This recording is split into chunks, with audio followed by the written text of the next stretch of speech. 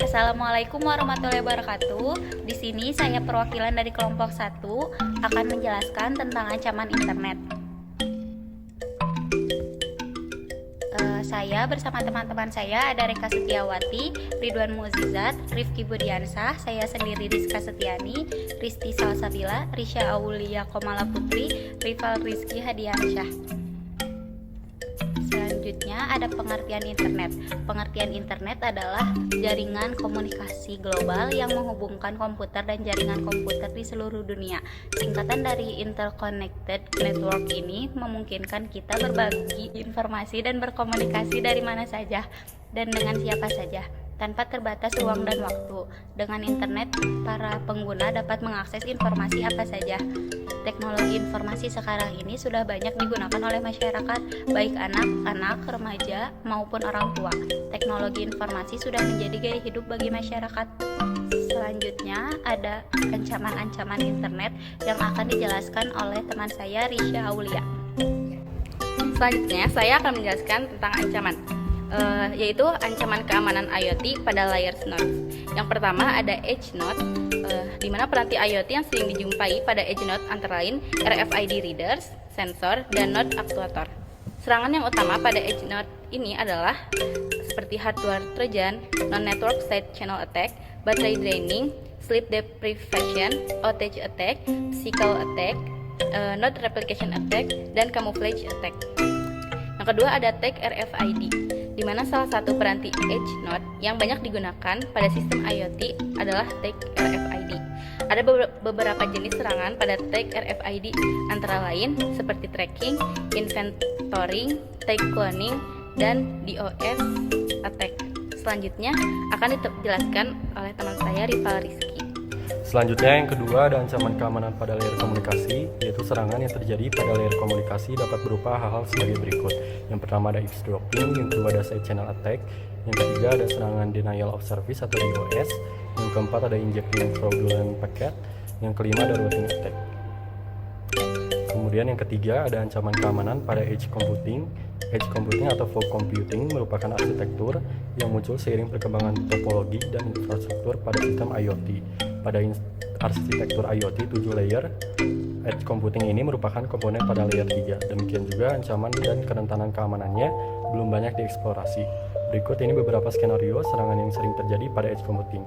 Yang pertama, malicious injection, yaitu validasi masukan atau input. Yang kedua ada integrity attack against machine learning. Selanjutnya akan dijelaskan oleh teman saya Reka Setiawati. Selanjutnya, saya akan menjelaskan mengenai solusi keamanan pada Internet of Things. Pada bagian ini, didiskusikan solusi keamanan yang perlu diimplementasikan pada tiap layer untuk menanggulangi ancaman-ancaman keamanan, sebagaimana telah didiskusikan pada bagian sebelumnya.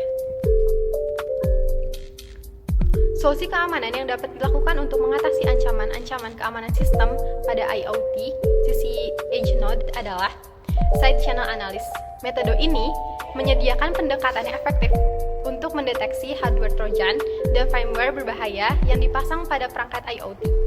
Adanya trojan pada firmware perangkat IoT akan menyebabkan dampak negatif pada penggunaan baterai, adanya efek tunda waktu, dan perubahan distribusi panas pada IC. Untuk mendeteksi hardware trojan, mekanisme terdeteksi trojan berbasis sinyal dapat dilakukan dengan membandingkan karakter fisik dan atau peta distribusi panas IC yang mencurigakan dengan karakteristik dari IC lain yang bebas trojan. Selanjutnya akan disampaikan oleh Risti. Selanjutnya, malicious firmware detection. Efektivitas analisis sinyal dalam mendeteksi firmware yang diinstal pada perangkat telah ditunjukkan oleh beberapa upaya penelitian sebelumnya. Analisis sinyal ini dapat mengungkapkan informasi berharga tentang operasi perangkat. Mirip dengan mekanisme deteksi trojan, metode deteksi malware dapat memproses sinyal untuk mendeteksi perilaku abnormal perangkat. Misalnya, peningkatan konsumsi daya yang signifikan yang merupakan hasil dari malware yang aktif pada perangkat. Lalu, ada policy-based mechanism dan intrusion detection system. Metode berbasis kebijakan merupakan salah satu teknik yang menjanjikan untuk menyelesaikan permasalahan keamanan dan privasi pada level node ini. pelanggaran kebijakan penting dalam dideteksi secara berkelanjutan dengan memperkenalkan Intrusion Detection System atau IDS. Selanjutnya akan dijelaskan oleh Rifki. Bagian B, solusi keamanan pada RFID node. Ada dua, kill sleep command dan isolation. Yang pertama adalah kill sleep command.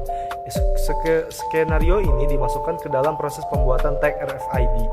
Tag RFID memiliki pin unik, misalnya 32 bit. Setelah menerima pin yang benar dari pembaca RFID, tag dapat dinonaktifkan sehingga tag tidak akan dapat mengirimkan informasi lebih lanjut setelah menerima perintah ini. Ada pendekatan alternatif yang disebut perintah sleep yang membuat tag tertidur. Misalnya dengan membuatnya tidak aktif untuk periode waktu tertentu. Yang kedua adalah isolation. Cara yang sangat efektif untuk melindungi privasi tag adalah dengan mengisolasinya dari semua gelombang elektromagnetik. Salah satunya adalah dengan membuat dan menggunakan ruang isolasi. Namun, membangun kamar seperti tersebut biasanya sangat mahal. Pendekatan alternatifnya dengan menggunakan wadah isolasi yang biasanya terbuat dari jaring logam.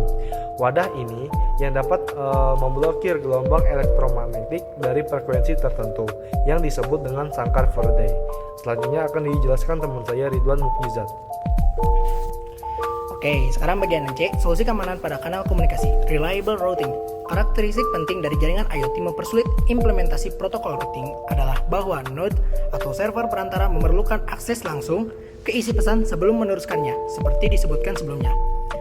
Intrusion Detection System atau IDS.